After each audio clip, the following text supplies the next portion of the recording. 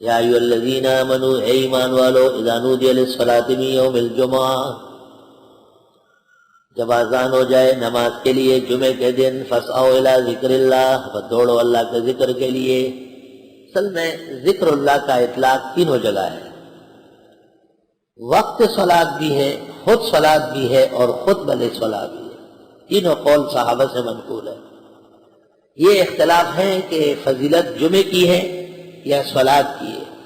اس پر اتفاق ہے کہ جو صلاۃ پڑھ لے وہ بکمال فضیلت حاصل کر چکا ہے۔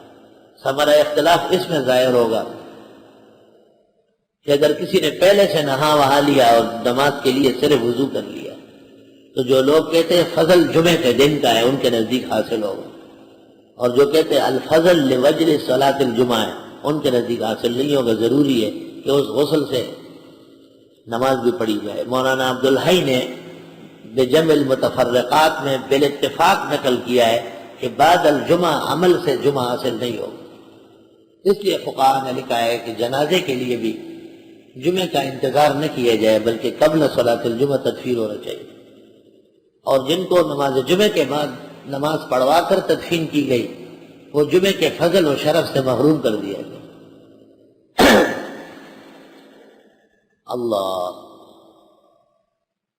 حکیم الامت مولانا اشرف علی حفاظات یومیہ جلد 4 صفحہ 142 لکھتے ہیں، جب شریعت نے کہا کہ مردے کا فائدہ جمعے سے پہلے تدفین میں ہے تو یہ کہنا کہ نماز کے بعد نمازی بڑھ جائیں گے نری حرز سرائی اور بےہودگوئی ہے، نری حرز سرائی اور بےہودگوئی۔ حفاظات یومیہ جلد 4 صفحہ 142۔ یہ وہ مسائل ہیں جو اہل علم کے ہاتھوں مسکین ہو چکے ہیں، مضبوط مسائل تنویر میں ہیں، غایت الاوتار میں ہیں، در مختار میں ہیں، رد المختار میں ہیں، جوہرہ شرح قدوری میں ہیں، اللباب میدانی کے ہاں ہیں، نہر میں ہے، بحر میں ہے، فتح القدیر میں ہے، تبیین میں ہے۔ ما من کتاب من فقہ و حدیث الا ذکر ان احباس الجنازۃ الی صلاۃ الجمعہ لیکثر علیہا المصلون یکرہ، فتاوی شام کتاب الجمعہ۔ مردے کو جمعے تک روکے رکھنا کہ نمازی بڑھ جائے یہ مکروہ ہے۔ جب پہلے تدفین ممکن ہے تو 10 نمازی بہت ہے۔